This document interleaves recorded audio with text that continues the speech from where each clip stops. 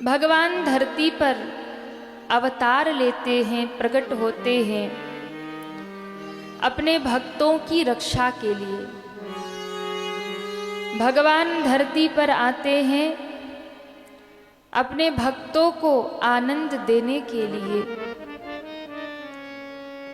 जब जब धरती पर अधर्म बढ़ता है, पाप बढ़ता है, और जब भगवान के भक्त कष्ट पाने लगते हैं, तब मेरे भगवान अपने भक्तों पर अनुग्रह करने के लिए, धर्म की स्थापना करने के लिए, धरती के भार का हरण करने के लिए और दुष्टों का संहार करने के लिए मेरे प्रभु इस धरा पर अवतरित हो जाते हैं, प्रकट हो जाते हैं।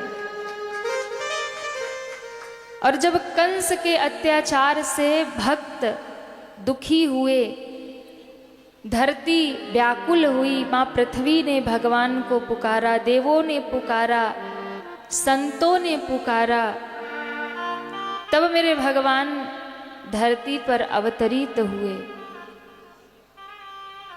मथुरा में भगवान प्रकट हुए आधी रात को, और यहाँ गोकुल में यशोदा जी के यहाँ एक कन्या प्रकट हुई। महाराज, कन्या प्रकट हुई, और ये कन्या कोई और नहीं, योग माया है। भगवान ने कहा सुनो, योग माया को आदेश दिया, आप यशोदा के घर में कन्या बन करके आ जाना, हम देवकी के यहाँ बालक बनकर आ जाएंगे। फिर क्या होगा, हम दोनों तबादला कर लेंगे, हम आ जाएंगे गोकुल में, तुम आ जाना मथुरा में। फिर बोले फिर कुछ नहीं करना, जब कंस तुम्हें मारने दौड़े तो तुम अपने स्वरूप में हो जाना, और कंस को कह देना कि अब तुम जिसे ढूंढ रहे थे, जिसके प्रकट होने का इंतजार कर रहे थे, वो प्रकट हो चुका है, उसे भ्रम में डाल देना। योग माया ने कहा ये सब करूंगी तो मुझे क्या मिलेगा, कुछ तो मिलना चाहिए। तो कहा देखो तुम मेरी बहन बन करके आना, और फिर अष्टभुजा रूप धारण कर लेना, विंध्य पर्वत पर जाकर विराजमान हो जाना। आने वाले कलयुग में भक्त तुम्हारी पूजा करेंगे।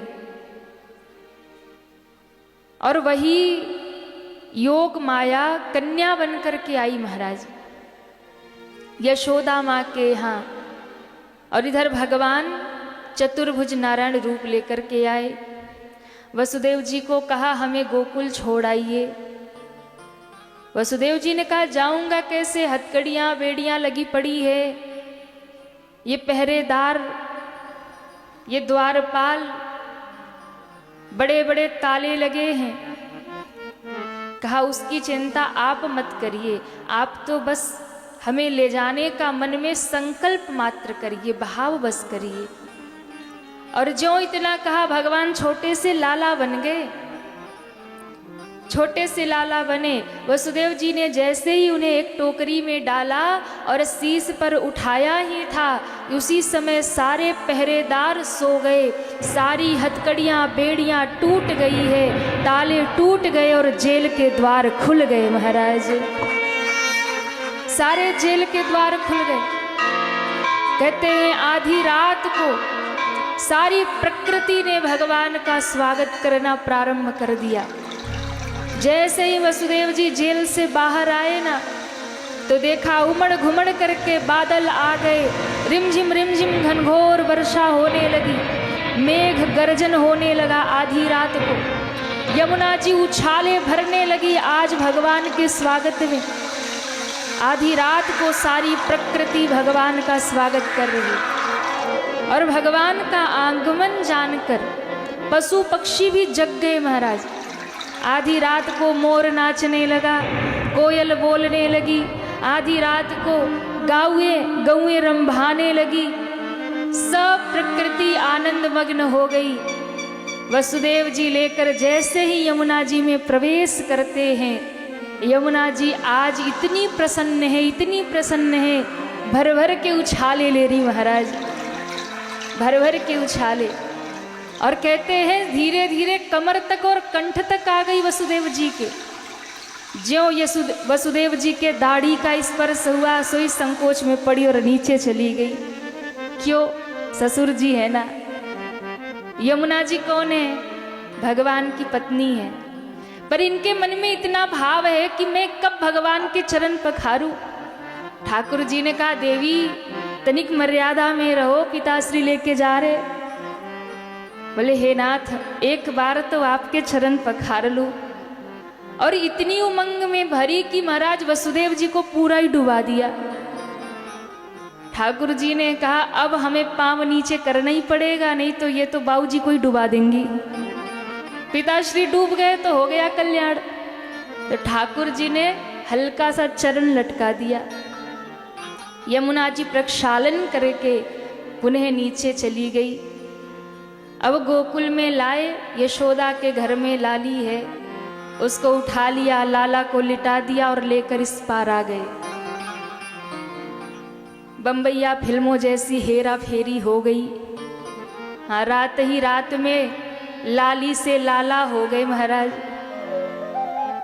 लेकर के वापस आ गए और कहते जैसे वापस कन्या को लेकर आए, लाली को लेकर आए, सारे द्वार बंद हो गए, ताले लग गए, पहरेदार जग गए। क्यों? उस कन्या ने जोर से रोना शुरू किया, रुदन शुरू किया, क्रंदन शुरू किया। ज्यों रोई महाराज सब जाग गए। बात बड़ी समझने वाली है। हाँ, कल ठाकुर जी रो रहे थे, आज योग माया रो रही है। बोले कृष्ण कन्हैया लाल की। महाराज कन्या रोई, सब जागे। अच्छा देखो ये माया है ना, माया जहाँ रहती है वहाँ रुदन ही मचाती है। माया जहाँ रहती है वहाँ क्रंदन और रुदन ही रहता है, व्यक्ति चैन नहीं पाता। पर जहाँ ईश्वर रहते हैं वहाँ आनंद रहता है। बात बड़ी समझने वाली है। क्या? जैसे ही वसुदेव जी ने कन्या को लेकर वापस आते हैं तो सब हथकड़ियां बेड़ियां लग गई, द्वार बंद हो गए। पर जैसे ठाकुर जी को उठाया था तो द्वार खुल गए, साड़ी बेड़ियां हथकड़ियां टूट गई। भाव एक ही है, जब आप माया को शीश पे धारण कर लोगे तो संसार की सारी हथकड़ियां बेड़ियां लग जाएंगी, सारे मुक्ति के द्वार बंद हो जाएंगे। लेकिन यदि आप माया छोड़कर ईश्वर को शीश पे उठा लेंगे तो सारी बेड़ियां हथकड़ियां टूट जाएंगी और मुक्ति का द्वार खुल जाएगा। और ये दोनों ही हमारे सामने है, संसार भी है और माया भी है। चुनाव हमको और आपको करना है, या तो ईश्वर का चुनाव कर लीजिए या तो माया का चुनाव कर लीजिए। अच्छा, दोनों एक साथ नहीं चल सकता। हमें लगता है चलो दुनियादारी भी कर लेंगे और खूब भक्ति भी कर लेंगे। नहीं, या तो भगत ही बनोगे या तो माया के पुजारी ही बनोगे महाराज। प्रेम गली अति साकरी तामे दो न समाए। कई लोगों का जीवन बड़ा दोहरा होता है।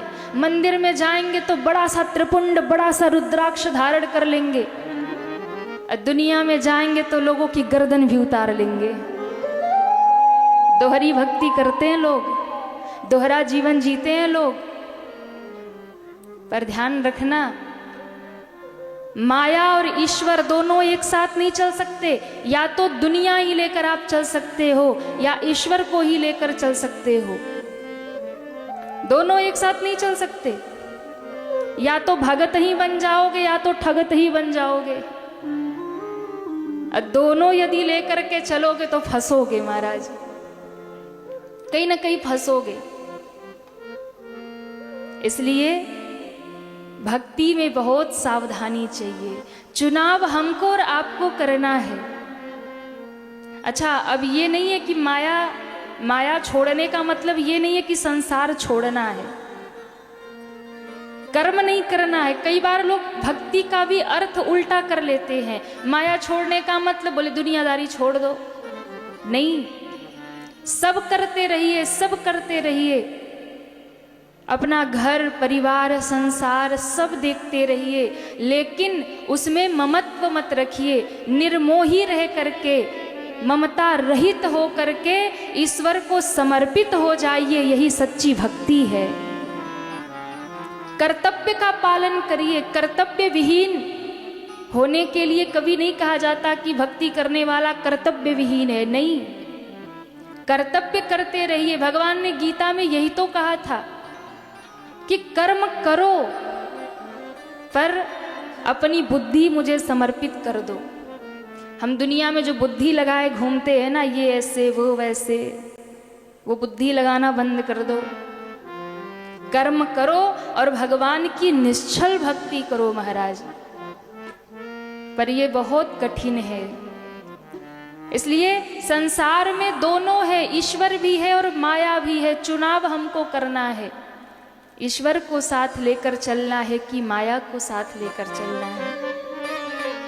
पर ध्यान रखिएगा, जो माया में लिप्त हैं वो दुखी हैं। जो केवल और केवल माया में लगे हैं, जिन्हें ईश्वर से कोई मतलब नहीं, जिन्हें भगवान से कोई मतलब नहीं, हम भगवान नहीं मानते, क्या होते भगवान, फिर तो भैया अभी उनको जन्मों लग जाएंगे। और जिनके पास भगवान है, जो माया में लगे वो दुखी हैं, वो भटक रहे हैं, और जो ईश्वर में लगे हैं वही प्रसन्न हैं, वही आनंदित हैं। जब आप भगवान में लग जाओगे ना, तो फिर आप माया छोड़नी नहीं पड़ेगी, वो अपने आप छूट जाएगी। इसलिए प्रयास मत करो कि माया छूट जाए, प्रयास मत करो कि माया छूट जाए। अच्छा, माया छोड़ना क्या है? विचारों से मुक्त होना ही माया छोड़ना है। कई बार हमने देखा कि महाराज हाथ पांव चलते नहीं, वृद्ध हो गए हैं, पर बच्चों को दिन भर चिल्लाते रहते हैं, अरे देखो तुम ऐसा नहीं करते हो, सब बर्बाद करोगे, ये होगा। अरे भाई, जितना करना था आपने जीवन भर कर लिया, अब छोड़ो बच्चों के ऊपर, करने दो उन्हें जो करना है। उचित मार्गदर्शन करो और भक्ति में लग जाओ। ये क्या है? बोले मरते दम तक माया छूटती नहीं है महाराज। मरते दम तक लोग फंसे रहते हैं, क्या होगा, कैसे होगा, अरे ये ठीक से करता नहीं।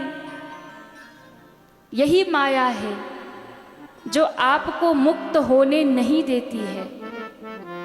इसलिए माया से मुक्त होने का एक ही उपाय है कि अपने मन को भगवान के चरणों में समर्पित कर दीजिए।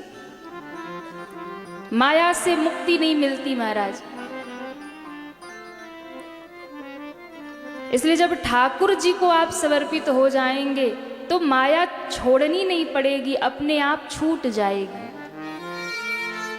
छोड़ने का प्रयास मत करिए, भगवान को समर्पित होइए निर्विकार हो करके। और जब भगवान को समर्पित होंगे ना, तो ठाकुर जी जब खींचेंगे तो सब अपने आप छूट जाएगा, सब अपने आप छूटेगा महाराज।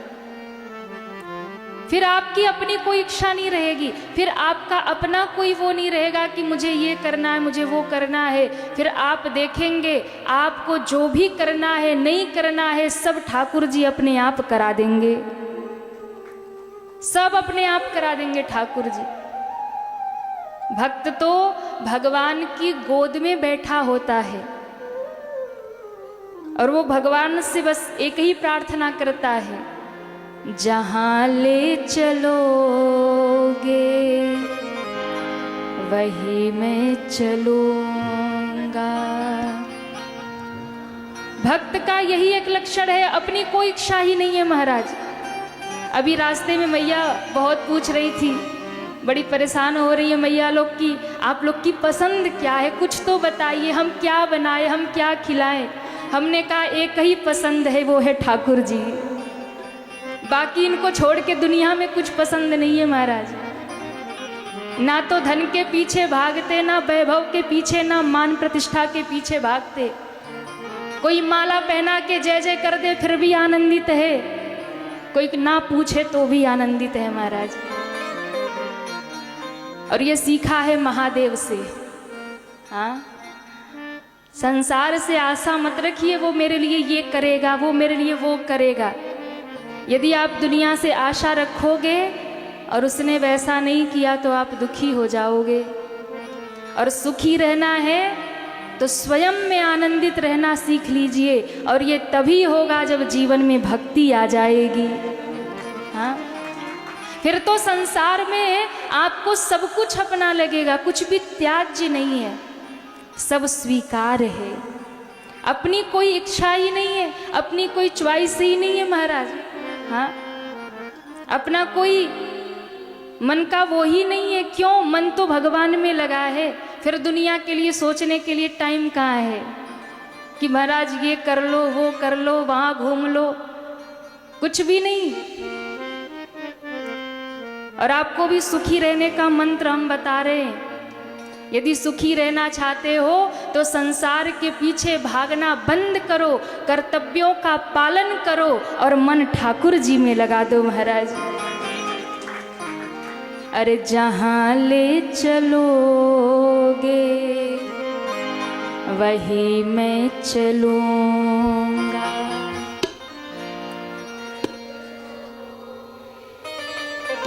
वही मैं।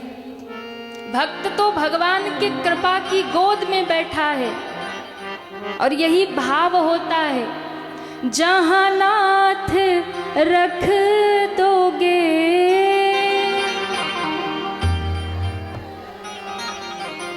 जहाँ नाथ रख दोगे, और वही मैं रहूँगा। जहाँ ले चलोगे वही मैं चलूँगा, जहाँ ले चलोगे वही मैं चलूँगा, जहाँ ले चलोगे वही मैं चलूँगा, जहाँ ले चलोगे वही मैं चलूँगा, जहाँ नाथ रख दोगे, जहाँ नाथ रख दोगे, जहाँ नाथ रख दोगे, जहाँ नाथ रख दोगे वही मैं रहूँगा। जहाँ ले चलोगे वही मैं चलूँगा, जहाँ ले चलोगे वही मैं चलूँगा। जरा उठाइए दोनों हाथों को और तालियां बजाते हुए हरि बोल। जय जय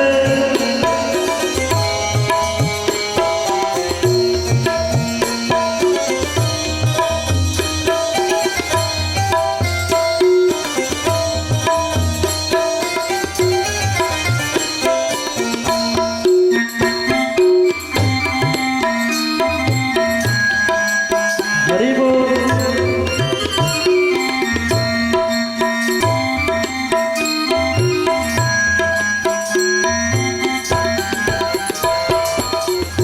ये जीवन समर्पित चरण में तुम्हारे, ये जीवन समर्पित शरण में तुम्हारे, तुम ही मेरे सर्वस्व, तुम ही प्राण प्यारे, तुम ही मेरे सर्वस्व, तुम ही प्राण प्यारे, तुम्हें छोड़ कर ना तुम्हें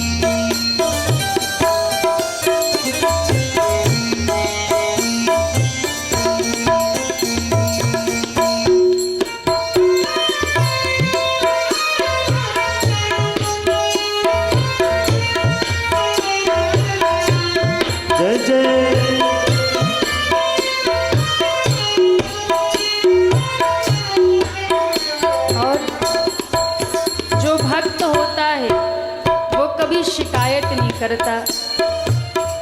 जो शिकायत करे ना तो समझ लो अभी भक्त नहीं है। इसलिए भगवान के हर एक निर्णय में जो प्रसन्न हो जाए वो भक्त है। ऐसा नहीं कि ठाकुर जी ने अच्छा किया तो प्रसन्न है और कुछ भी इधर उधर हुआ तो ठाकुर जी को दे उलाहना, ये कर दिया वो कर दिया। इतनी भक्ति करते बताओ, सच्चा भक्त कभी शिकायत नहीं करता।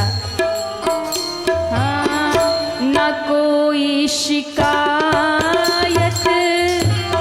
ना कोई अर्जी, न कोई शिकायत न कोई अर्जी, कर लो करा लो तुम्हारी जो मर्जी, कर लो करा लो तुम्हारी जो मर्जी, कहना होगा जो भी, कहना होगा जो भी, कहना होगा जो भी, कहना होगा जो भी, तुम्ही से कहूँगा जहाँ ले चलोगे वही मैं चलूँगा, जहाँ ले चलोगे वही मैं चलूँगा, जहाँ नाथ रख दोगे,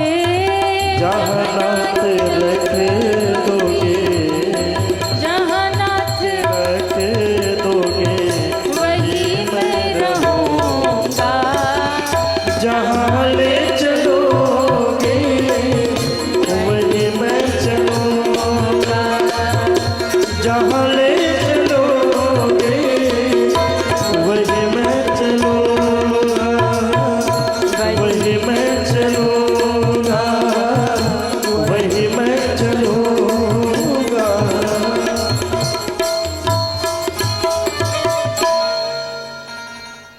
जहाँ नाथ रख दोगे वही मैं रहूँगा, अरे जहाँ ले वही मैं। और जिसने जीवन में ये स्वीकार कर लिया कि भगवान के निर्णय में जो प्रसन्न रहना सीख गया, ध्यान रखिएगा, यदि कभी आपके मन की हो जाए, बहुत प्यारा सूत्र है, ध्यान से सुनिएगा। जीवन में यदि आप प्रसन्न होना चाहते हो, भक्ति करना चाहते हो, तो एक चीज हमेशा ध्यान रखना, यदि आपके मन की हो जाए तो समझ लेना ये हरि की कृपा है। जो आप चाहते हो यदि वो हो जाए तो हरि की कृपा है। और कदाचित कभी जीवन में ऐसा मोड़ आए कि जो आप चाहते हो वो ना हो पाए,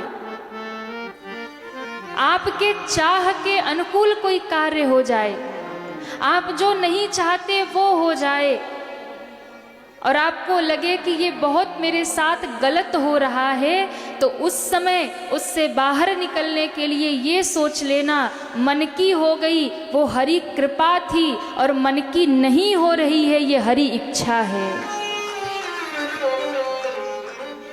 क्योंकि जीवन हमेशा अच्छा ही अच्छा नहीं चलता महाराज। जब अच्छा ही अच्छा हो, अपने मन की हो जाए हरि कृपा, और अपने मन की ना हो तो हरि इच्छा। हमारी इच्छा अनुसार नहीं हो रहा, इसका अर्थ है ये हरि की इच्छा है। और भक्त का जीवन इसी आधार पे होता है। जो वास्तव में भक्त होता है, हरि इच्छा और हरि कृपा दोनों में प्रसन्न रहता है। अपने मन की हो जाए तो खुश होता है, ये तो हरि इच्छा हरि कृपा है, और अपने मन की नहीं होता तो भी प्रसन्न होता, मेरे ठाकुर की इच्छा है, मेरे ठाकुर की इच्छा है। भक्ति का यही लक्षण है, भक्ति का यही लक्षण है। तो माया जब आप ईश्वर में लगेंगे तो अपने आप छूट जाएगी, आप मन से मुक्त हो जाएंगे। मुक्त होना कोई वो नहीं कि मरने के बाद मुक्त होंगे, नहीं। मरने के बाद कौन मुक्त होगा नहीं होगा ये तो ठाकुर जी जाने। पर भैया वास्तव में मुक्त होना वो है कि जो जीते जी मुक्त हो जाए। यानी यदि जीते जी आप विचारों से मुक्त हो गए हैं, इच्छाओं से मुक्त हो गए हैं, तो समझ लीजिए आपने मुक्ति प्राप्त कर लिया है। अब मरने के बाद तो मुक्त होंगे नहीं होंगे वो ठाकुर जी जाने, पर जीते जी अगर आप मुक्त नहीं है तो मरने के बाद क्या गारंटी है मुक्त होंगे नहीं होंगे। इसलिए शास्त्र कहता है कि जीते जी मुक्त हो जाइए। शरीर समाप्त हो जाए और इच्छाएं बची रह जाएं तो समझ लेना ये मुक्ति नहीं है। और श्वास चलती रहे और इच्छाओं से मुक्त हो गए, इच्छाएं समाप्त हो गई तो समझ लो आप मुक्त हो गए। पर हमें लगता है मरने के बाद मुक्ति, पर संत कहते हैं भैया मरने के बाद नहीं, मुक्ति तो जीते जी मिल जाए। मरने के बाद मुक्ति सब लोग बताते हैं। अरे मरने के बाद मुक्ति सब लोग बताते हैं, पर शास्त्र कहता है, संत कहते हैं क्या, जीते जी मुक्त रहना, जीते जी मुक्त रहना, संतों से सीख जाए, हर हाल में खुश रहना, संतों से सीख जाए, महफिल में जुदा रहना, महफिल में जुदा रहना, संतों से सीख जाए, हर हाल में खुश रहना। हम लोगों के पास करोड़ों है महाराज, फिर भी हम खुश नहीं हैं। पर कभी उन फकीरों को देख लेना, उन संतों को देख लेना जो झोपड़ी में बैठे हैं, क्या मस्त बैठे हैं महाराज। कोई टेंशन नहीं है उनको, उनको रात में नींद लाने के लिए नींद की गोली नहीं खानी पड़ती, कोई चिंता नहीं, वो परमानंद में है। क्यों? क्योंकि उन्होंने आनंद स्वरूप ईश्वर को पा लिया है। जीते जी मुक्त रहना, संतों से सीख जाए। हमारे घर में सब कुछ भरा पड़ा है, फिर भी हम आनंद में नहीं है, प्रसन्न नहीं है, मुक्त नहीं है। महात्माओं के पास कुछ भी नहीं है, फिर भी वो आनंद में है। हर हाल में खुश रहना, संतों से सीख जाए, महफिल में जुदा रहना, संतों से सीख जाए। मेरे महादेव तो शमशान में प्रसन्न रहते महाराज। हाँ, काशी में तो महाशमशान है ना, और मेरे बाबा विश्वनाथ महाशमशान में निवास करते हैं, और महाशमशान में भी महादेव मस्त रहते हैं, महादेव आनंदित रहते हैं। भोले बाबा से किसी ने कहा कि बाबा आपके भगत तो बड़े बड़े बिल्डिंग में रहते हैं, आपकी भक्ति करने वाले को आप तो कुबेर का खजाना दे देते हो, आप शमशान में क्यों रहते हो? शंकर भगवान ने कहा भाई देखो, शमशान ही एक ऐसी जगह है जहाँ कोई बड़े से बड़ा व्यक्ति आए या गरीब से गरीब व्यक्ति आए, कोई करोड़पति आए या रोडपति आए, सबका आसन एक ही हुआ करता है। यहाँ सब बराबर हो जाते हैं। शम शान, जहाँ बड़े बड़ों की शान सम हो जाए वही है शमशान। इसलिए मेरे महादेव शमशान में रमण करते हैं महाराज। मेरे भोले बाबा वहाँ बैठे रहते हैं, सबको बंधन से मुक्त कर देते। जीवन में ईश्वर की भक्ति का चुनाव करेंगे तो मुक्त हो जाएंगे, और माया का चुनाव करेंगे तो फिर हथकड़ियाँ बेड़ियाँ लग जाएंगी। कन्या ने रोना शुरू किया, क्रंदन शुरू किया ना, यानी जहाँ पर माया होगी वहाँ क्रंदन होगा, रुदन होगा। माया के पीछे भागने वाला रोता ही मिलेगा, रोता ही मिलेगा। मैंने अच्छे अच्छों को देखा है महाराज, सब कुछ है फिर भी रोते रहते हैं, और ऐसों को भी देखा है कुछ नहीं है तो भी मुस्कुराते मिलते हैं महाराज। हम कथा करते हैं ना तो बहुत सारे घरों में जाते हैं, बहुत सारे लोगों से मिलते हैं और बहुत सारा अनुभव मिलता है। बहुत सारे लोगों की बहुत सारी बातें सुनने को मिलती है। फिर हमें समझ में आता है कि भैया दुनिया तो रंग बिरंगी है। हाँ, कितने रंग बिरंगे लोग दुनिया में रहते हैं, और फिर अनुभव होता है कि किसी के पास सब कुछ है फिर भी मन की शांति नहीं है, और किसी के पास कुछ भी नहीं है और उसके आंगन में जाते हैं तो वो मुस्कुराता हुआ मिलता है महाराज। हाँ, और कभी पूछ लिया क्या हालचाल है, बोले सब ठाकुर की कृपा है, सब आनंद है। और हम देख रहे हैं कि बहुत परेशानी घर में चल रही है, पर वो कहता है सब ठाकुर की कृपा, सब आनंदित है, लेस मात्र भी दुख दिखाई नहीं पड़ता उसके मन में। यही भक्ति का असर है महाराज।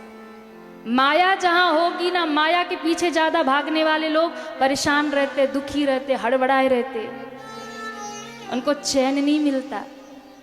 इसलिए यदि जीवन में शांति चाहिए तो ईश्वर को पकड़ के रखिए महाराज।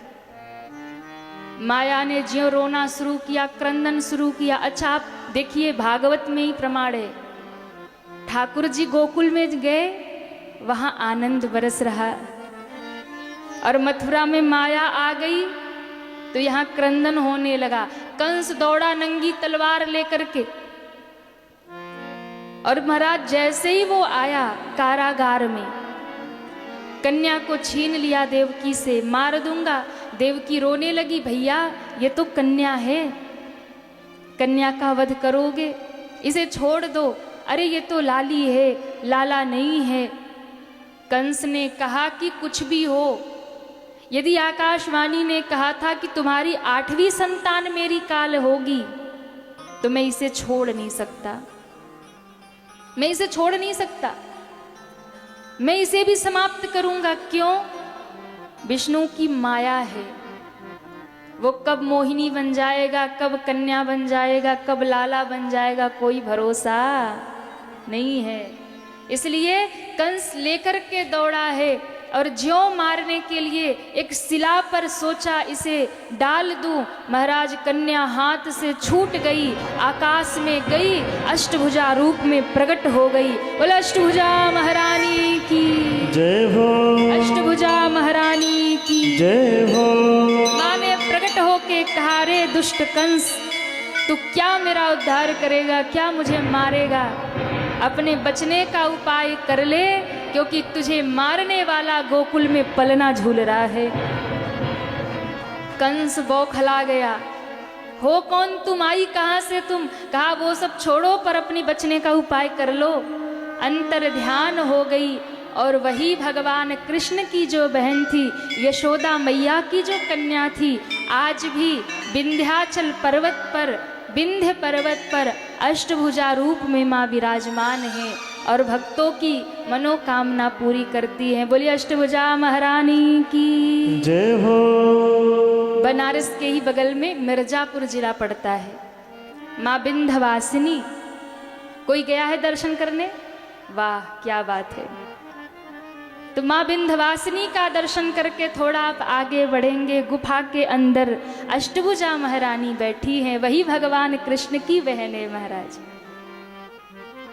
अब देखो, बहनें जो होती है ना, वो बड़ी दयामयी होती है, बड़ी कृपामयी होती हैं। उनके भीतर भाइयों के लिए बड़ी करुणा होती है। भाई कैसा भी हो, हाँ, भाई कैसा भी हो, पर बहनों के हृदय में बड़ी करुणा होती है, बड़ी दया होती है। भगवान की लीला में सहायता किया मां अष्टभुजा ने। भगवान कृष्ण की बहन बन के आई, कृष्ण की रक्षा की कंस से महाराज। बहन चाहे छोटी हो या बड़ी हो, वो हर समय अपने भाई की रक्षा के लिए ही भगवान से प्रार्थना करती है। और कोई तकलीफ भाई पे आए ना, तो बहन सबसे पहले आगे खड़ी हो जाती है। ये बहनों की करुणा होती है। इसलिए सबसे पहले कंस का सामना करने के लिए भगवान कृष्ण की बहन आ गई। अरे भाई तू पलना झूल ले, मैं निपट लूंगी कंस को, ऐसी हुंकार भरूंगी डर जाएगा। और वास्तव में डर गया महाराज। अब तो रात में नींद नहीं आती, दिन में चैन नहीं पड़ता कंस को। मेरा काल धरती पे आ गया, मुझे पता नहीं है कहाँ वो, पर बता तो दिया था कि वो गोकुल में ही है। अब महाराज बहुत चिंता में था। उसकी एक बहन आ गई जिसका नाम था पूतना। क्या नाम था? पूतना। पूतना ने कहा भैया चिंता मत करो, मेरे पास कालकूट विष है। 6 दिन के भीतर जितने बालक हैं ना, सबको मैं विष का पान करा करके मार डालूंगी। जितने बालक है सबको मार दूंगी। फिर वो तुम्हारा वो देवकी का अष्टम पुत्र भी होगा, उसी में वो भी मारा जाएगा। तुम चिंता मत करो। कंस ने देखा पूतना को, इतनी भयानक थी राक्षसी वो। बोले बहन तू अपने आप को देख ले शीशे में, तुझे कोई अपने घर में घुसने देगा? उसने कहा चिंता मत करो, आजकल ब्यूटी पार्लर का जमाना है, ऐसा ऐसा सज के जाऊंगी ना कोई रोकेगा नहीं। और पूतना ने वो श्रृंगार किया महाराज, वो श्रृंगार किया। पहुंच गई गोकुल में। गोकुल में पहुंची ना, इतनी सुंदर बन के आई थी कि किसी ने रोका ही नहीं, किसी ने टोका ही नहीं। जो देखे सोई देखते रह जाए। ऐसा लगता है मानो बैकुंठ से लक्ष्मी उतर आई नारायण से मिलने, इतनी सुंदर बन के गई पूतना। ठाकुर जी को जैसे ही सबने सुना कि महाराज नंद बाबा के घर में लाला भये, सब उत्सव मना रहे हैं, बधैया लुटा रहे हैं, माखन मिश्री दूध दही घी सब एक दूसरे के ऊपर डाल रहे हैं, सब आनंद मना रहे। इतने में पूतना आई महाराज। पूतना आई, नंद भवन में सीधे प्रवेश हो गया। और जो नंद भवन में प्रवेश हुआ, एक बार तो यशोदा माँ भी देखकर ठिठक गई, हाय राम कितनी सुंदर है। अब इसने आते ही कहा यशोदा मैया बधाई हो। अरे बहन बधाई हो। अब यशोदा जी को लगा कि पहले तो कभी देखा नहीं है ये कौन, लेकिन इतने प्रेम से बधाई दे रही और पूछ लूं कि तू कहाँ से आई, कौन आई, तो बुरा मान जाएगी। हो सकता है कोई बचपन की सखी हो, मुझे भूल गई हो। बोले मैं लाला को आशीर्वाद दे दूं? बोले जी भर के दे दो आशीर्वाद। और ये कहकर यशोदा मैया ने सोचा कुछ जलपान के लिए ले आऊं। भीतर गई ही थी, गोपियों ने घेर लिया। नंद घर आनंद भयो, जय कन्हैया लाल की। नंद घर आनंद भयो, जय कन्हैया लाल की। नंद घर आनंद भयो, जय कन्हैया लाल की। नंद घर आनंद भयो, जय कन्हैया लाल की। जय कन्हैया लाल की, मदन गोपाल की। जय कन्हैया लाल की, मदन गोपाल की। जय कन्हैया लाल की, मदन गोपाल की। जय कन्हैया लाल। सब गाइए।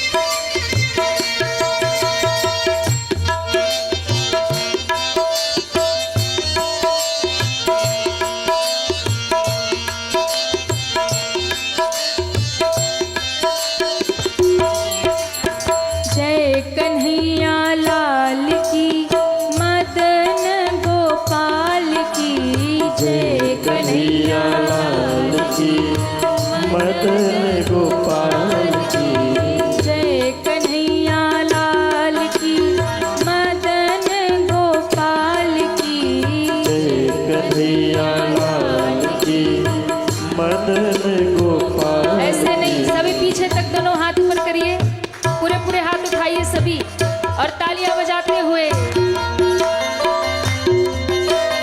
जय कन्हैया लाल की मदन, जय कन्हैया लाल की मदन। इतने जोर से बोलिए कि बधाई गोकुल तक पहुंच जाए। उठाइए पूरे पूरे हाथ।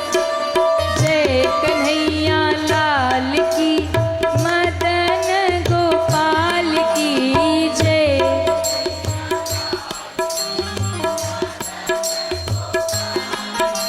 ये पीछे वालों की आवाज आ रही है,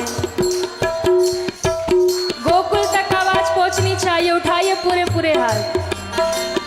जय कन्हैया मदन। और देखो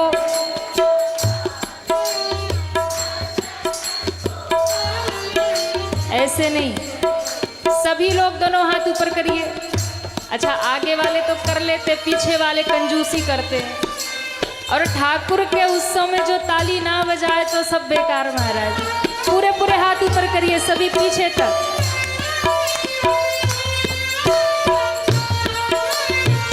हरि बोल। श्री राधे।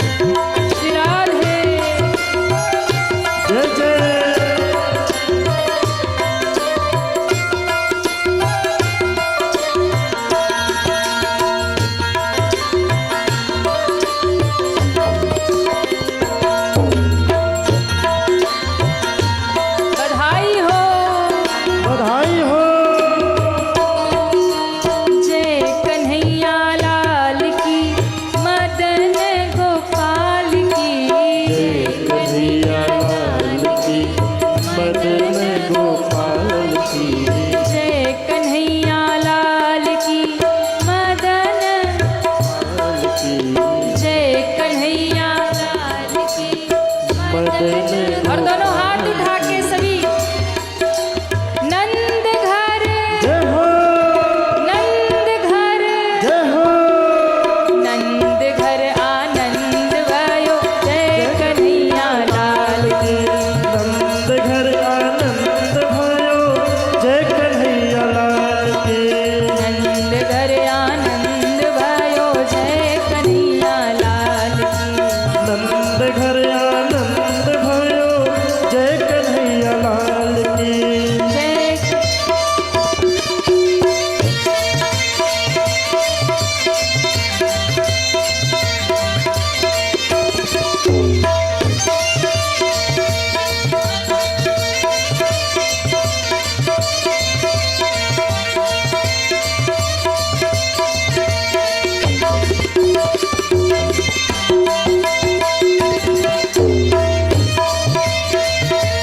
श्री राधे।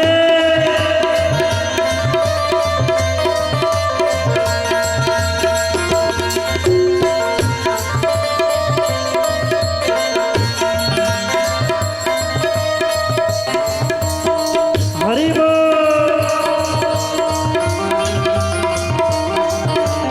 जय कन्हैया लाल की मदन गोपाल की। जय कन्हैया लाल की मदन गोपाल की। जय कन्हैया लाल की मदन गोपाल की। जय कन्हैया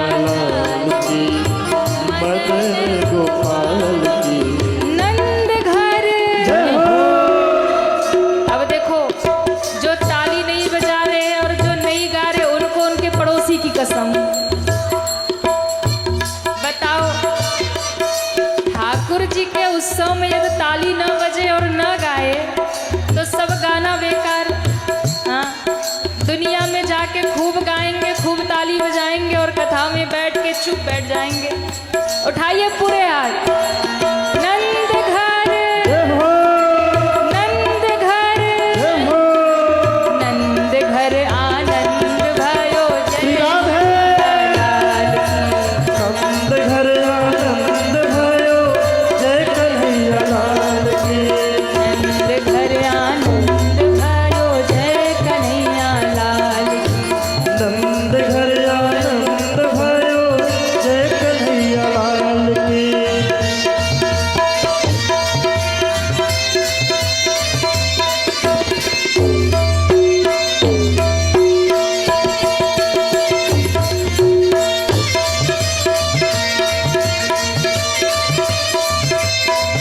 बधाई हो।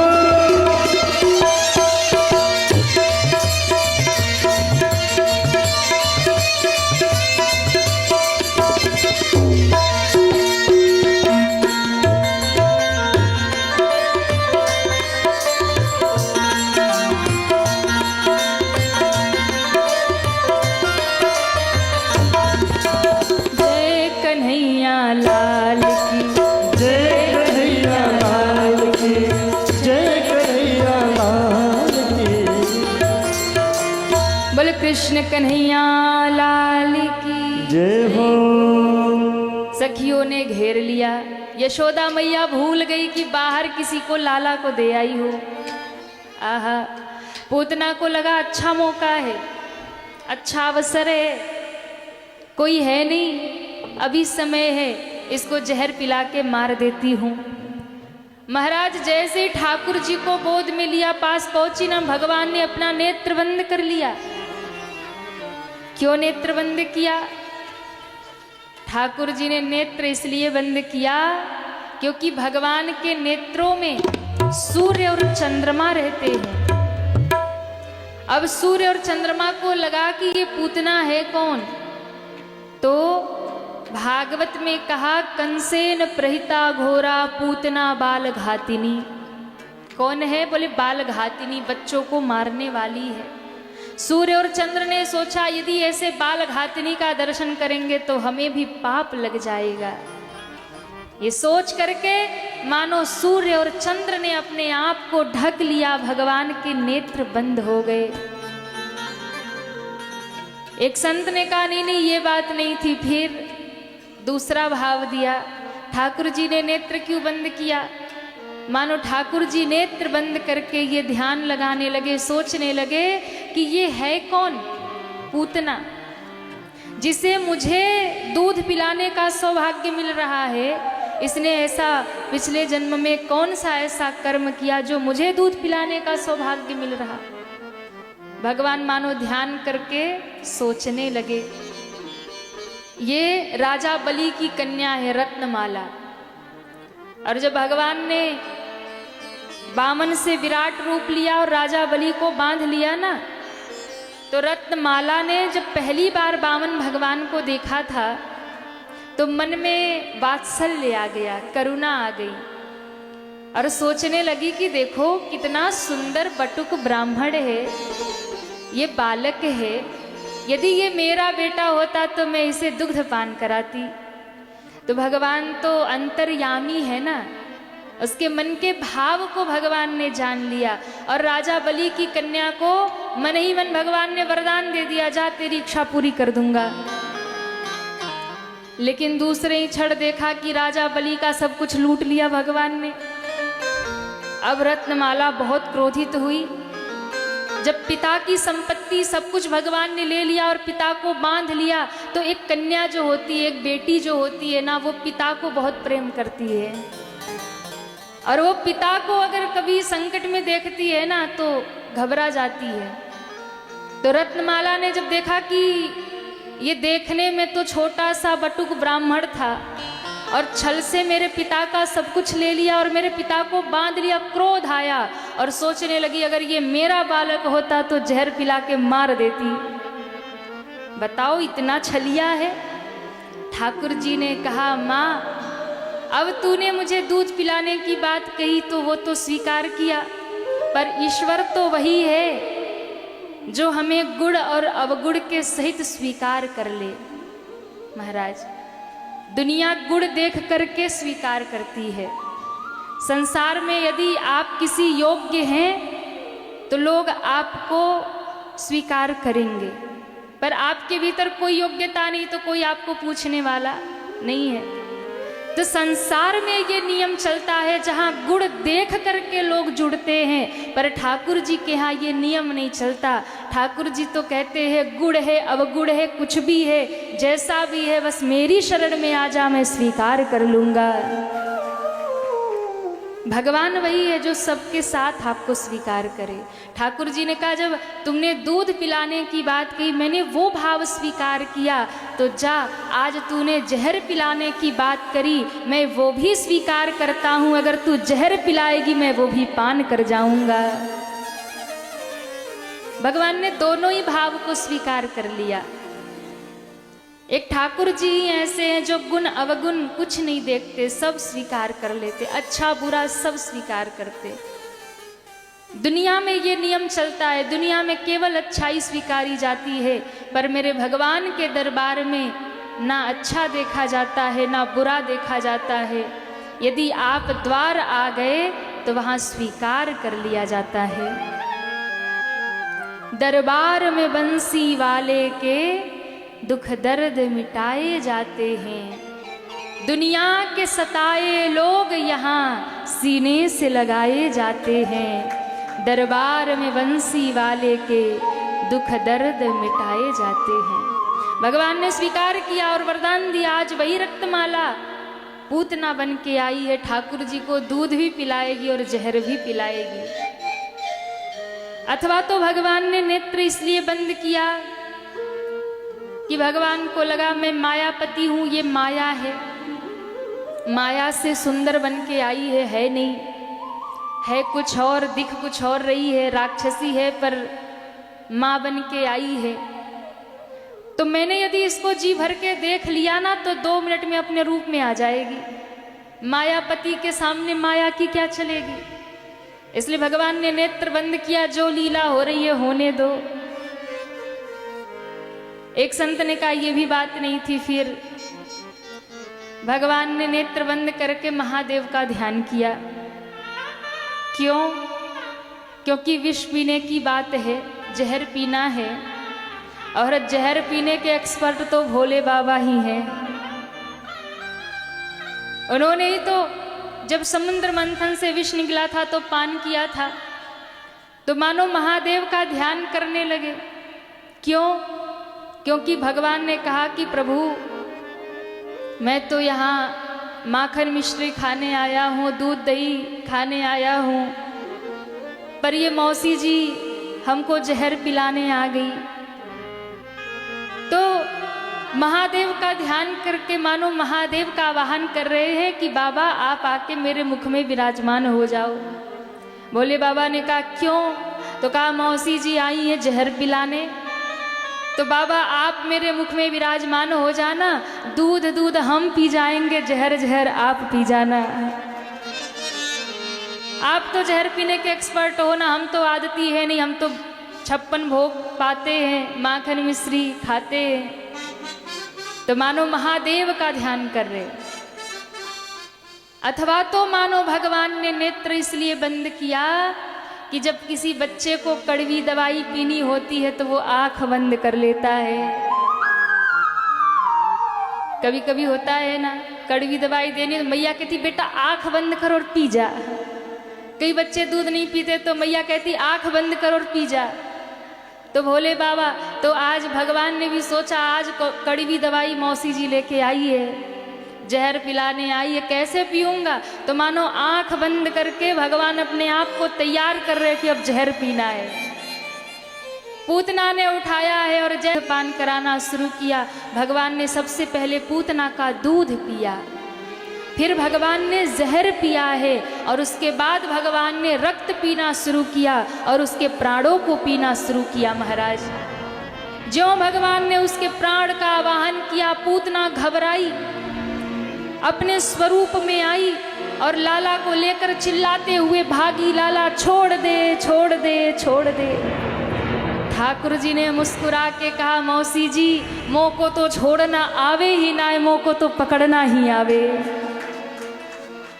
एक तो हम जल्दी किसी को पकड़ते नहीं हैं, और एक बार पकड़ लिया तो उद्धार करके ही छोड़ा करते हैं। इसलिए भगवान ने प्राण का आवाहन किया, उसके प्राण खींचे, धरती पे गिरी है पूतना और गिरते ही समाप्त हो गई है। बोले बाल कृष्ण भगवान की जय हो, पूतना मर्दन भगवान की जय हो।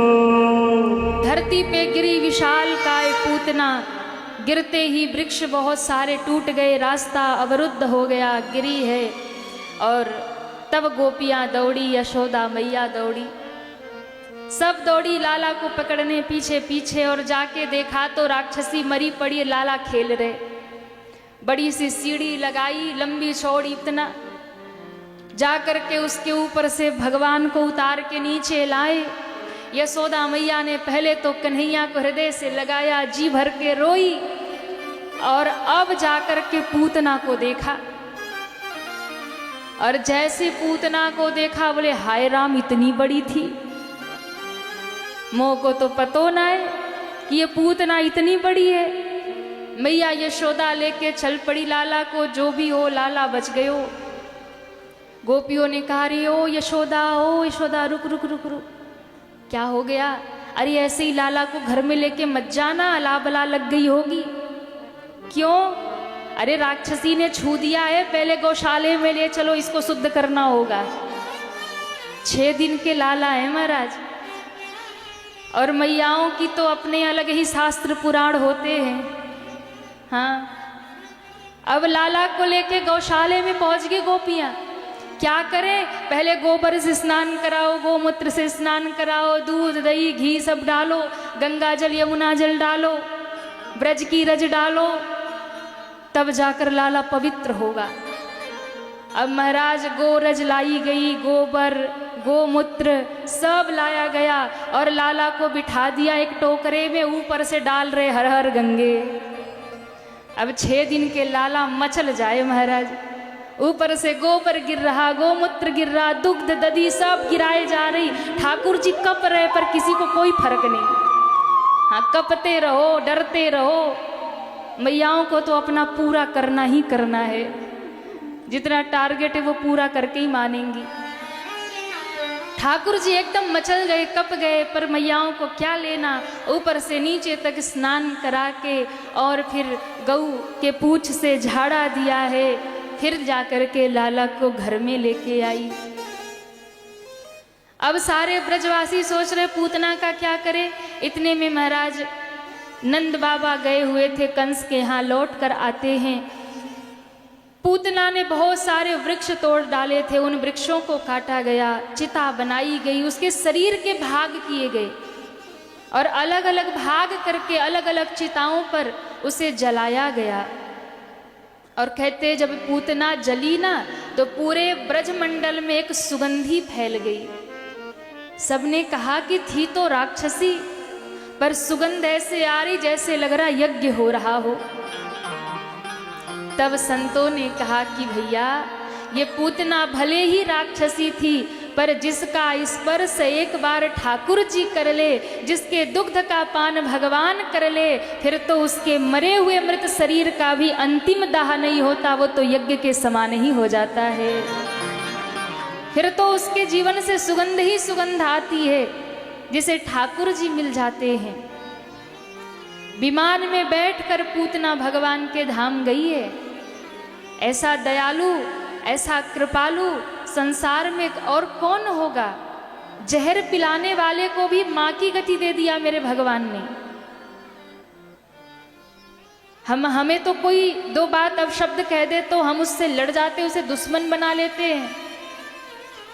अहित करने वाले हम दुश्मन मान लेते, पर ठाकुर जी को जहर पिलाने वाली को भी मां बना लिया। जो गति यशोदा जी को बाद में मिली, वो पूतना को पहले दे दिया महाराज। ये है मेरे ठाकुर की कृपा। ऐसा कोई है कृपालु दुनिया में जो जहर पिलाने वाले को माँ का दर्जा दे दे? ऐसा संसार में कोई और नहीं हो सकता। अगर कोई है तो वो केवल और केवल मेरे ठाकुर जी हैं, वो मेरे कन्हैया हैं। और सकटासुर आया तो बड़ा अवसर देखा। बोले भगवान एक दिन सो रहे थे और सोते सोते भगवान ने करवट लिया, अंग परिवर्तन हुआ। माँ ने देख लिया, यशोदा माँ ने कहा अरे आज तो लाला ने करवट लिया, इसका अर्थ है लाला अब बड़ो है रहे हो, आज तो उत्सव होना ही चाहिए। पूरे गांव में नाई भेज दिया, कहा जाओ सबको खबर लगाओ आज लाला का उत्सव होगा। सब गोपियों के घर बुलावा भेजा, सब गोपियां दौड़ी दौड़ी आई और सब ने आकर के मैया यशोदा को कहा यशोदा मैया बधाई हो। अरे जम के बोलिए, यशोदा मैया बधाई हो, बधाई हो। मैया ने कहा धीरे बोलो धीरे, क्यों लाला सो रहा है। अरे जब लाला सुलाना था तो हमें काहे को बुलाया, हम नाचेंगी गाएंगी उत्सव मनाएंगी। कहा ठीक है तुम आंगन में नाचो गाओ उत्सव मनाओ, हम लाला को बाहर सुला देते। मैया को लगा अच्छा ही रहेगा, एकांत में सोएगा। ये सखियां सब आती हैं, कोई उसके पाँव खींचती है, कोई गाल खींचती है, कोई बाल खींचती है, सब परेशान करती है लाला को, इसको बाहर सुला दो। तो माँ ने पालने सहित उठाया। एक शकट बैलगाड़ी खड़ी थी, उसके नीचे पालना डाल दिया, उसी पे लटका दिया। अब लाला मन ही मन सोए सोए सोच रहे बताओ हमारे लिए उत्सव हो रहा और हमको ही घर से बाहर कर दिया। अब मैयाओं का क्या कहना, जब ज्यादा ही उत्सव घर में हो ना तो मैयाएं फिर बच्चों पे ध्यान नहीं देती हैं। फिर लाला रोते रहे, मैया का लहंगा खींचता रहे, मैया तो अपनी धुन में मस्त। हाँ तो कई बार ठाकुर जी के वाह मेरे लिए उत्सव मुझे ही घर से बाहर कर दिया, पर चलो यही सोए सोए सुनता रहूंगा सब क्या गाती है। अब यहाँ सखियों ने गाना शुरू किया, मंगल बधाई जुग जुग जीवेरी यशोदा मैया तेरो ललना, जुग जुग जीवेरी यशोदा मैया तेरो ललना, ओ जुग जुग जीवेरी यशोदा मैया तेरो ललना, जुग जुग जीवेरी यशोदा मैया तेरो ललना, तेरो ललना यशोदा तेरो ललना, तेरो ललना यशोदा तेरो ललना, तेरो ललनी तेरो ललना, तेरो ललना महाराज तेरो ललना, वो जुग जुग जीवे यशोदा रानी बधाई हो। तेरो ललना, हो जुग जुग जुग जीवेरी यशोदा रानी तेरो ललना, हरि बोल।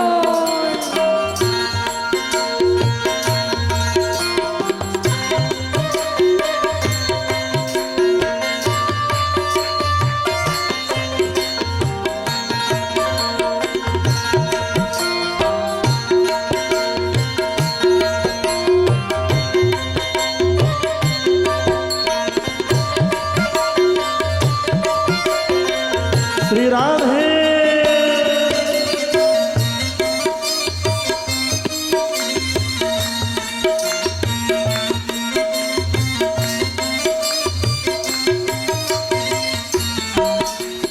धन्य घड़ी जब होए यशोदा मैया कह के बोले, धन्य घड़ी जब हो यशोदा मैया कह के बोले, धन्य घड़ी जब होए यशोदा मैया कह के बोले, धन्य घड़ी जब हो यशोदा मैया कह के बोले, नूपुर बांधे दो चरणन में, नूपुर बांधे दो चरणन में, घुट मन डोले, घुट मन डोले, हाँ हाँ घुट मन डोले, हाँ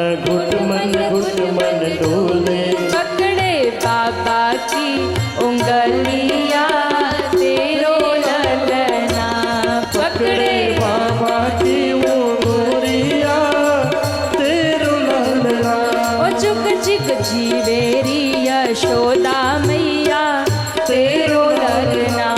जुग जुग जीवे रे यशोदा मैया तेरो ललना। सभी तालियां बजाते हुए हरि बोल। श्री राधे।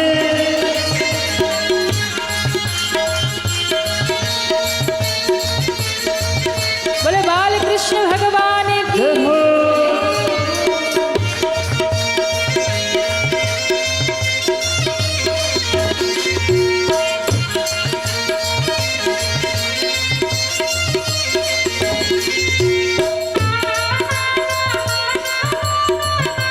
बधाई हो।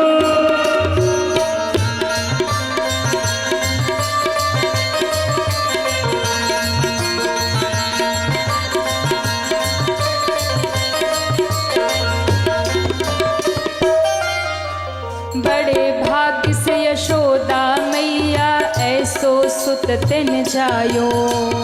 बड़े भाग्य से यशोदा मैया ऐसे सुत तिन जायो। बड़े भाग्य से यशोदा मैया ऐसो सुत तिन जायो। बड़े भाग्य से यशोदा मैया ऐसे सुत तिन जायो। पूरन ब्रह्म जगत को स्वामी। पूरन ब्रह्म जगत को स्वामी सोतन गोद खिलायो। सोतन गोद खिलायो। हाँ हाँ सोतन गोद खिलायो। हाँ सोतन गोद खिलायो। या को मंगवा दे पलनवा बधाई हो। ललना।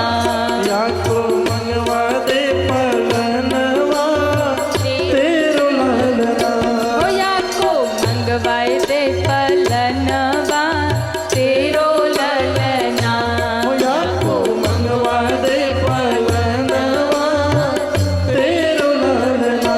कि जुग जुग जीवेरी यशोदा मैया तेरो ललना। हो जुग जुग जीवे रे यशोदा मैया तेरो हरि ललना। बोल।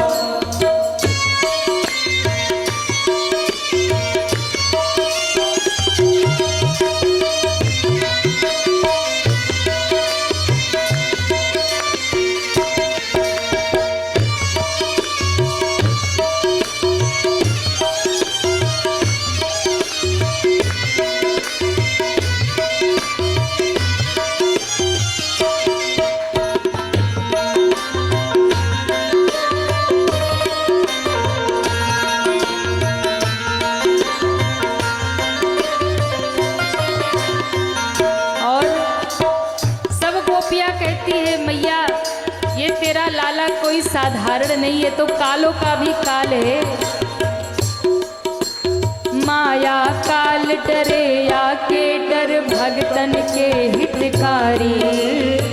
माया काल डरे आके डर भक्तन के हितकारी। माया काल डरे आके डर भगतन के हितकारी। माया काल डरे आके डर भक्तन के हितकारी। अपने लाल कुंवर मन जाने। लाल कुंवर मन जाने। अपने लाल कुंवर मन जाने तू भोली महतारी। हाँ तू भोली महतारी। ओ मैया तू भोली महतारी। मैया तू भोली महतारी। जग में नाही आती तुलना तेरो ललना। जग में नहीं आती तुलना तेरो ललना। ओ जुग जुग जीवेरी यशोदा मैया तेरो ललना। जुग जुग जीवे रे यशोदा मैया तेरो ललना। हाँ हाँ तेरो ललना महारानी तेरो ललना। तेरो ललना महारानी तेरो ललना। हाँ हाँ तेरो ललना यशोदा तेरो ललना।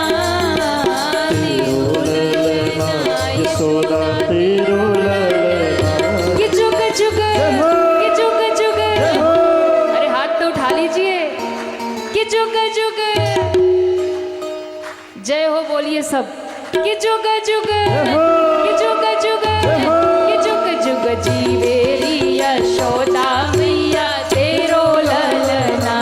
जुग जुग जीवे रे यशोदा मैया तेरो ललना। यशोदा तेरो ललना। यशोदा तेरो ललना। मैया तेरो ललना। मैया तेरो ललना। रानी तेरो ललना। सखियां गाने लगी तेरो ललना महारानी तेरो, हाँ हाँ तेरो ललना महारानी। तेरो ललना। हो जुग जुग जीवेरी। अरे धन्य घड़ी जब होए यशोदा मैया कह के बोले। धन्य घड़ी यशोदा मैया कह के बोले। हाँ हाँ धन्य घड़ी जब होए यशोदा मैया कह के बोले। धन्य घड़ी जब होए यशोदा मैया कह के। और नूपुर बांधे दो चरणन में। नूपुर बांधे चरणन में। घुटमन डोले। हाँ हाँ घुटमन डोले। पकड़े बाबा की उंगलिया तेरो। हो जुग जुग जीवेरी। जैसे आप लोग गा रहे हैं ना, ऐसे गोपियां भी गा रही थी। और कहते गोपियां गा रही थी भीतर और बाहर आ गया तूफान। तूफान आ गया सकटासुर। इसने देखा मौका अच्छा है, ये जिसको मारने आया ये तो बाहर ही पालने में लटक रहा, बाकी तो सब घर में है। उसने क्या किया, बैलगाड़ी पे चढ़ गया और ठाकुर जी के ऊपर बैलगाड़ी गिराने लगा। भगवान ने पहले इधर देखा उधर देखा, उठ के भाग सकते नहीं है, छोटे लाला हैं, अंतर ध्यान हो सकते नहीं है, लीला कर रहे हैं। अब करे क्या, बचाव का उपाय तो करना होगा ना। तो पहले तो ठाकुर जी ने जोर जोर से रोना शुरू किया। क्यों, क्या पता रोने की आवाज सुन के मैया गोपियां सब आ जाए और मुझे बचा ले। तो महाराज जैसे ही सकटासुर ने गाड़ी ऊपर गिराना शुरू किया, ठाकुर जी जोर जोर से रोने लगे। और कहते ठाकुर जी खूब रोए पर भीतर आवाज ही ना पहुंचे। क्यों, गोपियां नाचने गाने में इतनी धुन में मस्त है। तेरो ललना यशोदा, हाँ हाँ तेरो ललना यशोदा। हो जुग जुग जीवेरी तेरो ललना। ओ जुग जुग।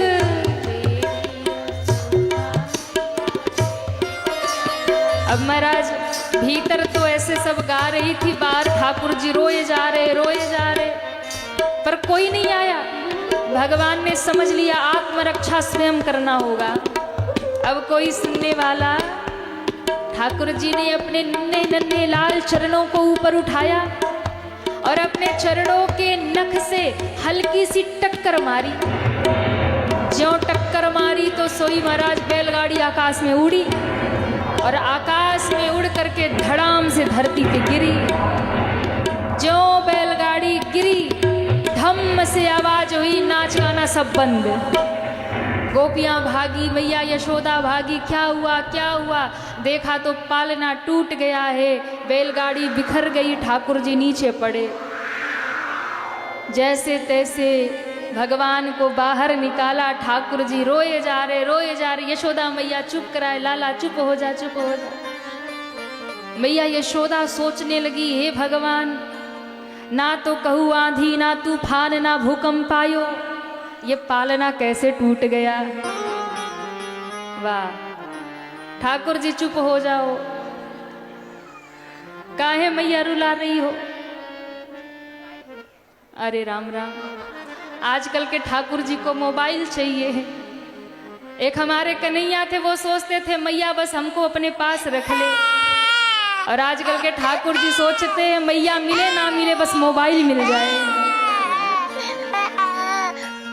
बस मोबाइल मिल जाए। जय हो। बोलिए ठाकुर जी महाराज की जय हो, बालकृष्ण भगवान की जय हो। आजकल मैयाओं ने ये आदत बिगाड़ रखा है। हाँ, बोले बच्चा रोने लगा तो बेटा ले मोबाइल पकड़ ले, हम तब तक इधर उधर कर ले हैं। तो उनका दोष नहीं है, जब आप ही बार बार उनको फोन पकड़ाते हो अपना काम निपटाने के लिए, तो फिर वो सोचते यही सब कुछ है। तो ठाकुर जी को लेकर यशोदा मैया पहुंची तो मैया को लगा नहीं तो ये बैलगाड़ी कैसे टूट गई। महाराज गोपाल खेल रहे थे, मैया ने सबके कान पकड़े, क्यों रे लाला बता कैसे बैलगाड़ी टूट गई, कैसे पालना टूट गया। सबने कहा मैया साची साची कहूँ। बोले हाँ। बोले देखो अचानक बैलगाड़ी नीचे गिर रही थी, अब सकटासुर तो बिना शरीर का था, वो दिखता था नहीं। बैलगाड़ी अचानक नीचे गिर रही थी, फिर कहा भयो, कहा फिर तेरे लाला ने नेक सो पांव ऊपर उठायो और अंगूठे से हल्की सी टक्कर लगायो, सोई गाड़ी आकाश में उड़ी और गिर के टूट गई। यशोदा मैया ने कहा ओ छोरा, दो दो थप्पड़ लगा दिया सबको। अरे तो को शर्म ना लगे, नेक सो मेरा छोरा बेचारा उठना जाने ना, खाना जाने ना, जहाँ सुलाऊं सो जाए, जो खिलाऊं खा लेवे, और तुम कह रहे हो बैलगाड़ी उछाल दी आकाश में टक्कर मार के। सब बालक रो रो के कह रहे मैया मान या ना मान, करामात तो तेरे लाला नहीं किया है। यशोदा मैया कभी मानी नहीं महाराज, पर जितने ग्वाल बाल थे उन्होंने तो आंखों देखी बात बताई। अब धीरे धीरे समय बीता, ठाकुर जी ने एक और असुर का विनाश किया जिसका नाम था तृणावर्त। वो बवंडर का रूप लेकर, हवा का रूप लेकर के आया। भगवान ने अपना वजन बढ़ाया। माँ यशोदा घबरा गई कि लाला का वजन इतना क्यों बढ़ गया। तो माँ ने इतना वजन हुआ कि लाला को नीचे बिठा दिया और घर में चली गई। सकटासुर भगवान को उड़ा करके दूर ले गया और फिर जा करके भगवान ने उसका भी वध कर दिया। बोले बाल कृष्ण भगवान की जय हो। अब महाराज भगवान 3 असुरों को मार चुके, पूतना, तृणावर्त और सकटासुर। इन सबको खेल खेल में ही, बाल लीला में ठाकुर जी ने समाप्त कर दिया। अब इसके बाद भगवान थोड़े और बड़े हुए, कुछ समय बीत गया, पर अभी तक भगवान का नामकरण नहीं हुआ है, नाम रखा ही नहीं गया। कोई कुछ भी बुला लेता है। तो बड़े समय के बाद श्री गर्गाचार्य जी पधारे, जो यदुवंशियों के गुरु जी हैं। गर्गाचार्य जी आए तो नंद बाबा ने कहा कि अभी दोनों बालकों का नाम नहीं रखा है, नामकरण करो। तो गुरुदेव ने कहा ठीक है, हम नामकरण तो कर देंगे, पर आपका उत्सव सब बड़ा होता है, बड़ा उत्सव करोगे फिर कंस को पता चलेगा, फिर कोई ना कोई आफत होगी। नंद बाबा ने कहा कोई उत्सव नहीं करेंगे, गौशाले में चोरी से नामकरण करेंगे, बस 2-4 अपने गोप ग्वाल रहेंगे और कोई नहीं रहेगा। बोले ठीक है। गौशाले में आयोजन कर दिया और इधर क्या हुआ, यशोदा मैया, रोहिणी मैया तैयार होने लगी। रोहिणी मैया ने यशोदा को कहा सुनो हमारे गुरुजी बड़े जानकार हैं, अच्छा त्रिकालदर्शी हैं, सब कुछ जानते हैं। यशोदा जी ने कहा अच्छा तो आज तुम्हारे गुरुजी की परीक्षा कर ले। अब माताओं को होती है ना कि महाराज किसी भी संत महात्मा को देखती है तो उनको लगता है पहले परीक्षा करो सिद्ध महात्मा है कि नहीं, परीक्षा कर ले। बोले हाँ कर लो। क्या करे, बोले कृष्ण को ठाकुर जी को दे दिया, रोहिणी जी को, और दाऊ जी को दे दिया यशोदा जी को। बोले हमारे लाला तुम रख लो, तुम्हारे लाला हम रख ले, फिर गुरु जी को देखते क्या पकड़ पाते। अब गोद में लेकर के आकर के बैठी महाराज। जैसे ही गोद में लेकर के बैठी, गर्गाचार्य जी महाराज विराजमान हैं और कहते हैं उसी समय यशोदा जी की गोद में पड़े हुए दाऊ जी पर नजर गई। सोई देखते ही बोल दिया अरे यशोदा की गोद में कौन है? अयम हिरोहिणी पुत्रो रमयन हृदयम गुड़े, ये रोहिणी का बेटा। आहा, यशोदा मैया एकदम भाव विभोर हो गई। अरे बाबा तो बड़े जानकार है। उठा के सारे कंगन मंगन बाबा के चरणों में रख दिया। बाबा जी ने कहा ये सब नहीं चाहिए, पर सुनो, ये रोहिणी का जो बेटा है ये सबके हृदय में रमण करने वाला होगा, सबको आनंद देने वाला होगा, बल में अधिक होगा, इसलिए इनका 2 नाम होगा, बल भी होगा, रमण करने वाले होंगे, इसलिए राम भी होंगे, इसलिए इन्हें लोग बलराम कहेंगे। बोलिए दाऊ जी महाराज की जय हो। अब नजर गई भगवान के ऊपर। जैसे ही कन्हैया को देखा, महाराज कृष्ण को देखते ही समाधि लग गई, समाधि लग गई। गर्गाचार्य जी एक टक बिना पलक झपकाए, जिसे त्राटक समाधि कहते हैं, त्राटक समाधि लग गई। पलक झुकती नहीं है, देखे ही जा रहे, देखे ही जा रहे, समाधिस्थ हो गए, ना हिल रहे ना डुल रहे। यशोदा जी ने कहा, अरे बहन, गुरुजी को क्या हो गया? कहीं सिधार तो नहीं गए? अरे हिल क्यों नहीं रहे? नंद बाबा को कहती, तनिक देखो तो सही, गुरुजी हिल क्यों नहीं रहे? पलके ऊपर नीचे नहीं हो रही। गुरुदेव बताइए ना, मेरे लाला का क्या नाम होगा?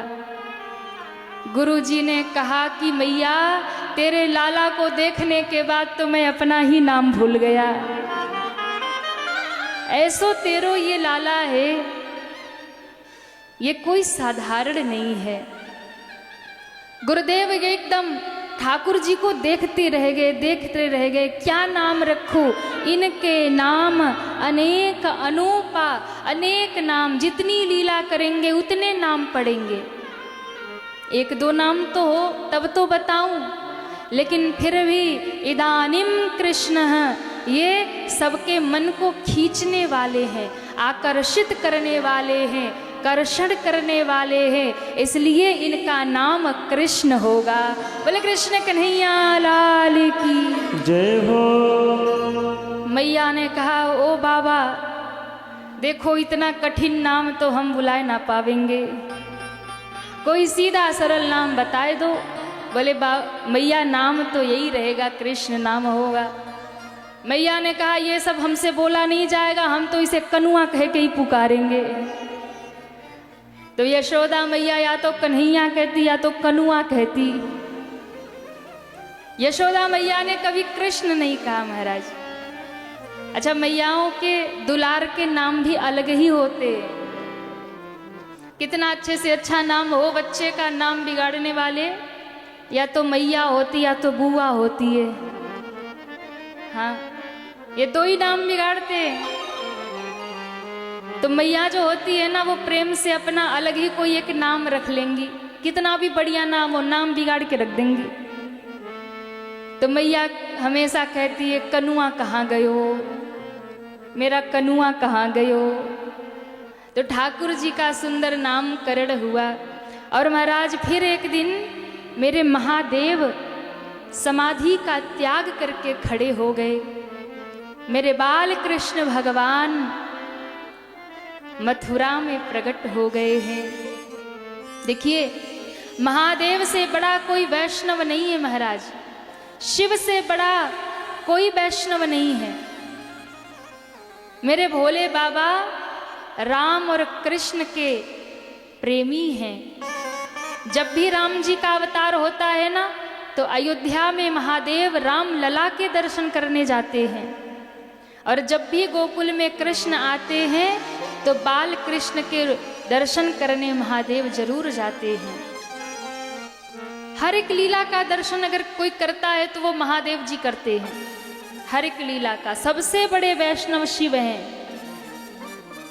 पर कई बार होता है ना कि हम भगवान को मानने वाले हैं, कृष्ण को, राम को मानने वाले, तो हम शिव को नहीं मानते।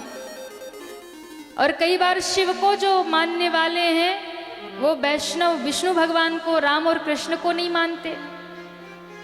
पर जो भी ऐसा करता है उससे बड़ा अज्ञानी कोई और नहीं है महाराज।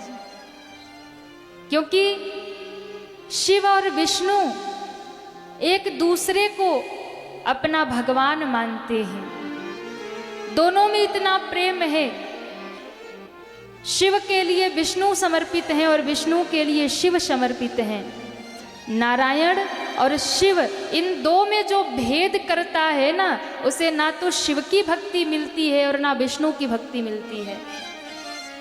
यदि आप राम के भक्त हैं, आप कृष्ण के भक्त हैं और राम भक्ति चाहिए, कृष्ण भक्ति चाहिए, तो सबसे पहले मेरे महादेव की शरण में आइए। यदि महादेव रीझ गए तो कृष्ण प्रेम प्रदान कर देते हैं।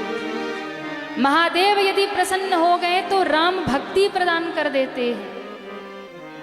और यदि आप शिव भक्त हैं तो नारायण को प्रसन्न करिए, क्योंकि भगवान नारायण यदि प्रसन्न हो गए तो महादेव प्रसन्न हो जाते हैं।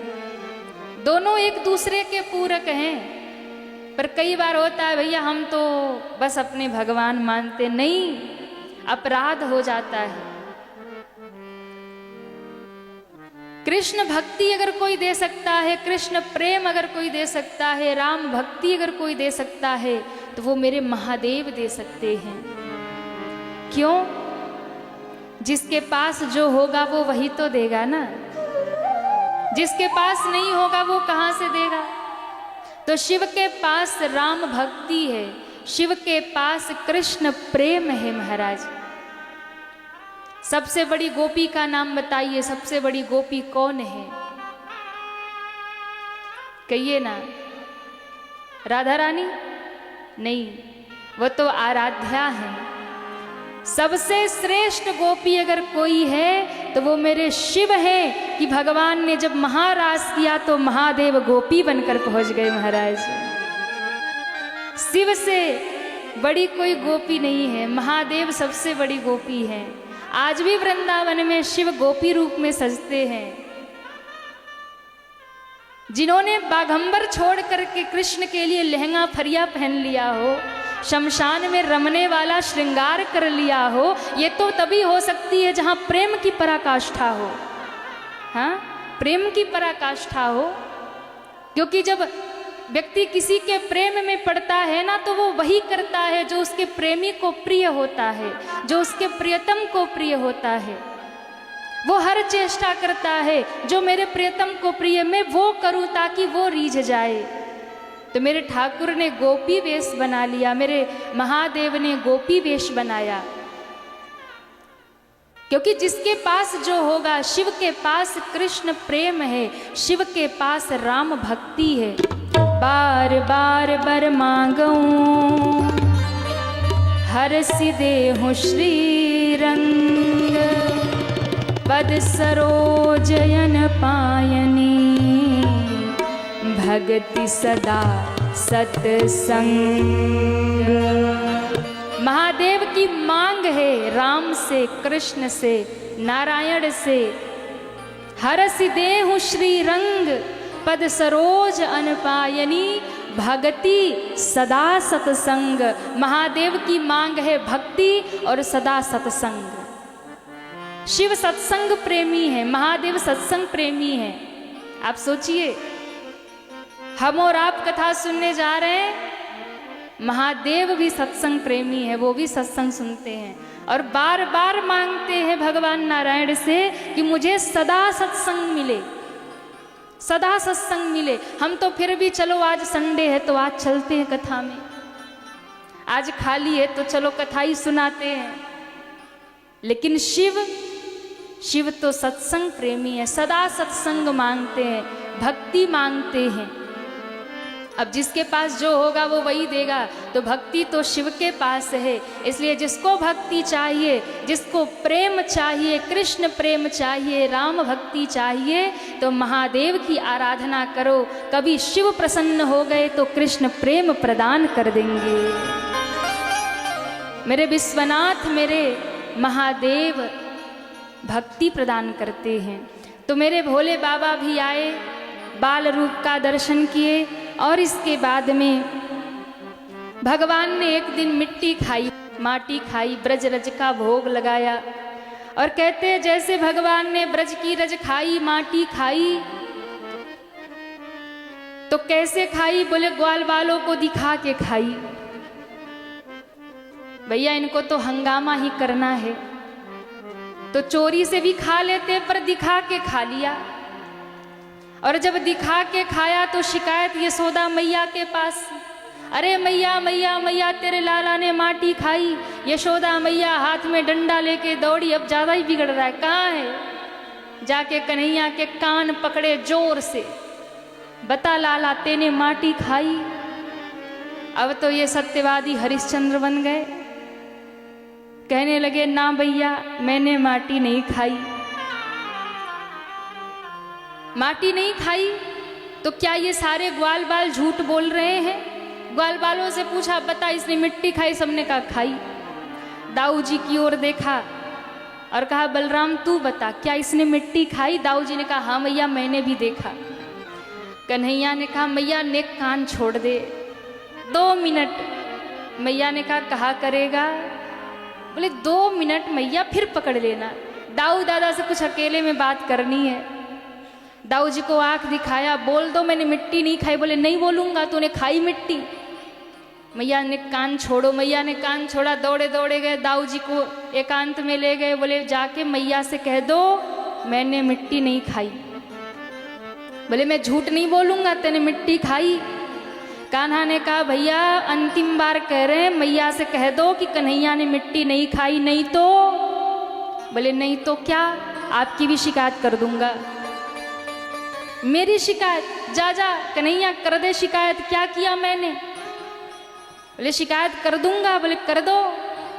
बोले पक्का? बोले पक्का। तो कहा ठीक है, फिर दाऊ जी आप तैयार हो जाओ, मेरी सजा तो मैया भूल जाएगी, पहले सजा आपको मिलेगी। दाऊ जी ने कहा ऐसा तू क्या कहने वाला है?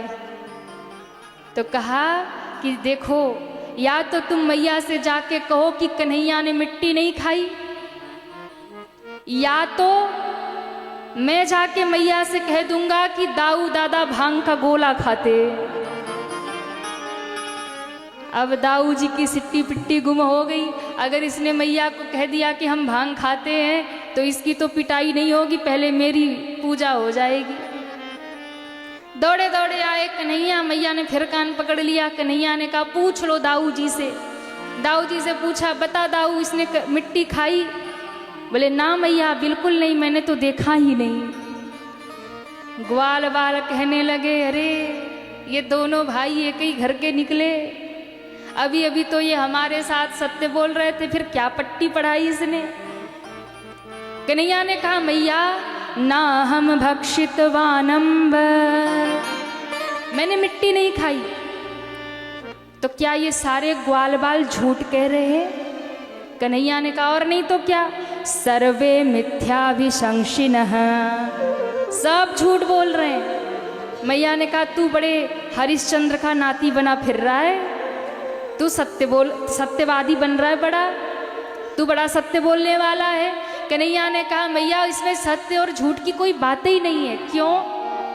अगर तुम्हें भरोसा नहीं होता तो मेरा मुख खोल के देख ले, दूध का दूध पानी का पानी हो जाएगा, मिट्टी खाया है कि नहीं खाया है। माँ ने कहा ये तूने अकल की बात कही, चल मुंह खोल। कन्हैया ने जैसे ही मुख खोला, सोई मुख खोलते ही माँ ने देखा कन्हैया के मुख में सारा ब्रह्मांड घूम रहा, सूर्य चंद्रमा तारे आकाश नक्षत्र सब दिखाई पड़ने लगा, सारे लोक परलोक कन्हैया के मुख में घूम रहे। मैया घबराने लगी ये क्या हो रहा? भगवान ने कहा माँ आज दर्शन करो, तुम्हारा लाला कोई साधारण नहीं है, ब्रह्मांड का नायक है, मेरे मुख में आज तुम दर्शन करो। माँ ने देखा पूरी पृथ्वी, पूरा ब्रह्मांड, आकाश तारे नक्षत्र सूर्य चंद्रमा। पृथ्वी के भीतर देखा तो पूरी धरती दिखी, धरती पे भारतवर्ष देखा, भारतवर्ष में उत्तर प्रदेश दिखा, उत्तर प्रदेश में ब्रज क्षेत्र दिखा, ब्रज क्षेत्र में गोकुल गांव दिखा, गोकुल गांव में नंद भवन दिखा, नंद भवन के द्वार पर कन्हैया का कान पकड़े मैया यशोदा खड़ी दिखाई पड़ गई। अब मैया को चक्कर आने लगा, हे भगवान मैं इसके मुख में हूं कि बाहर हूं? अगर इसके मुख में मैं हूं तो बाहर कैसे, बाहर हूं तो इसके मुंह में कैसे? और इतना कहते ही मूर्छित होके मैया गिर गई।